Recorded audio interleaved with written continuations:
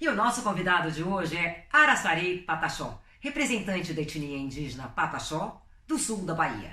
Ele veio a Roma para dar palestras em universidades e centros culturais sobre como vivem os índios no Brasil. Essa iniciativa da Associação Cultural Álberos tem o objetivo de sensibilizar a opinião pública internacional a respeito dos problemas dos índios brasileiros. Muito obrigada, Araçari, por aceitar o nosso convite. Obrigado pelo espaço.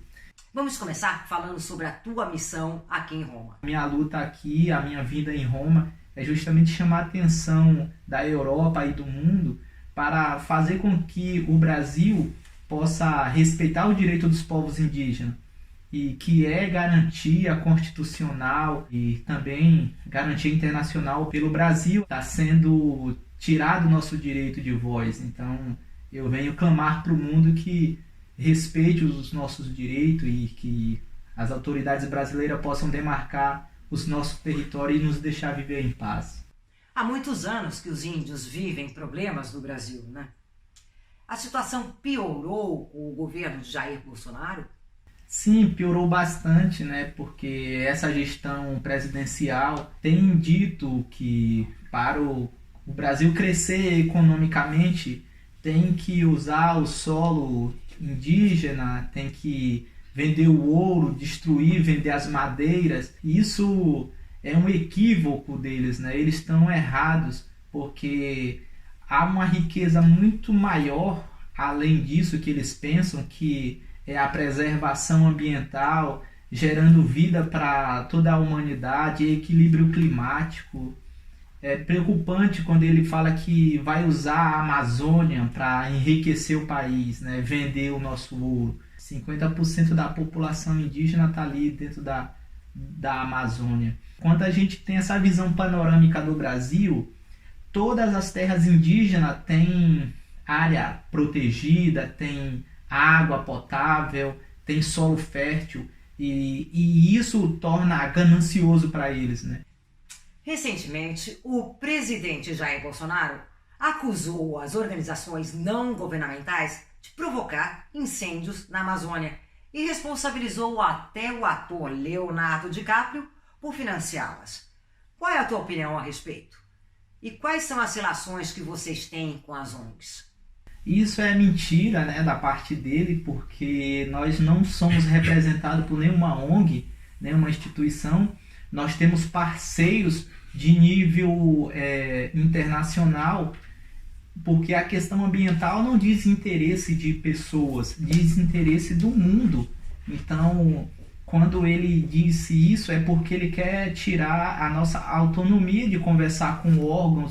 E quem fala pelos povos indígenas são os povos indígenas. Está na Constituição Federal, no artigo 231 e 232, que é respeitado aos povos indígenas a sua forma de organização, a sua forma de estratégia social, de organização social. Qualquer instituição pode conversar com os povos indígenas. Até então, nenhuma ONG tem prejudicado a natureza, tem interferido nas decisões dos povos indígenas. Ele usa isso como uma maneira de usar a terra e entregar na mão das grandes empresas, na mão dos ruralistas. As ONGs, na maioria das vezes, têm feito um grande trabalho que é de preservação, trazer autonomia para aquela nação que não tinha voz. Por exemplo, nós temos uma aldeia que é 5 dias de barcos até chegar a essa aldeia. E como chega, então, um médico lá? Às vezes, mesmo pagando, os médicos não querem ir à aldeia. E aí nós temos alguns voluntários que entram na aldeia porque ama a causa. E aí o governo não apoia esse tipo de iniciativa. Por isso, o motivo deles ficarem falando tudo isso,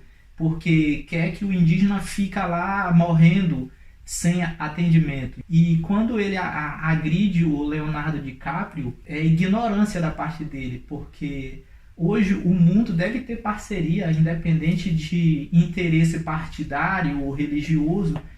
o que está em jogo é a minha vida, é a vida da natureza. Então nós temos que deixar de lado essas brigas e interesses políticos e ser mais honestos e mais também adultos para debater sobre esses temas que afetam direto a vida da nação brasileira e os povos indígenas. E estamos em Roma, a poucos metros do Vaticano, onde ocorreu recentemente o Sínodo sobre a Amazônia, uma iniciativa inédita da Igreja Católica. Qual a importância deste sínodo para as populações indígenas brasileiras? Eu acredito, assim como o meu povo, que esse encontro com o Papa foi uma abertura para o mundo conhecer a nossa realidade, que até então não era contada. E quando o Papa traz essa questão, o mundo inteiro reconhece o nosso valor e a importância de demarcar as terras indígenas e nos entregar a nossa liberdade. E também o homem deve perceber que há outras maneiras de crescimento econômico para o país, que não é destruindo a natureza, vendendo a Amazônia ou destruindo a floresta e poluindo os rios. A maneira mais justa de crescer economicamente um país é sustentabilidade, reflorestar, preservar tudo que a natureza nos deu. E a respeito de religiões, quais são as relações dos povos indígenas com as igrejas evangélicas que estão se expandindo no Brasil? É muito preocupante, né? Porque essa religião evangélica, ela já chega dizendo que nossa cultura é do inferno, que nós temos que garantir um espaço no céu, entra em contraste com o nosso entendimento. E os grandes lideranças nossas, os nossos velhos, disse que a gente não pode aceitar essas religiões dominantes. Porque a nossa religião ela é indígena, nós não precisamos desse tipo de interferência religiosa. Uma nação ela deve ser diferente, sim, e as outras culturas devem respeitar essa forma de nós indígenas pensarmos. Eu não aceito religião na minha aldeia. Nós temos uma luta constante contra isso. Araçari, quantas etnias indígenas existem no Brasil? Você pode também falar um pouco sobre o povo Pataxó? No Brasil tem 380 etnias, falando 184 idiomas. O povo Pataxó é o nono povo mais populoso do Brasil. Nós temos hoje 23 mil indivíduos e nós somos subdivididos em 18 aldeias. Hoje estamos localizados em 3 estados brasileiros. Bahia, ali em Porto Seguro, Santa Cruz de Cabrália, Prado, e Minas Gerais, que é nessa cidade que chama Carmésia, e também no Rio de Janeiro, em Paraty. E para finalizar, gostaria que você dissesse uma mensagem em língua Pataxó. Roterro, Conerron, Rupitupan, Triocairá, Etcheweg. Eu disse, todos somos irmãos, a luz do sol brilha para todos, então por isso que temos que viver em paz.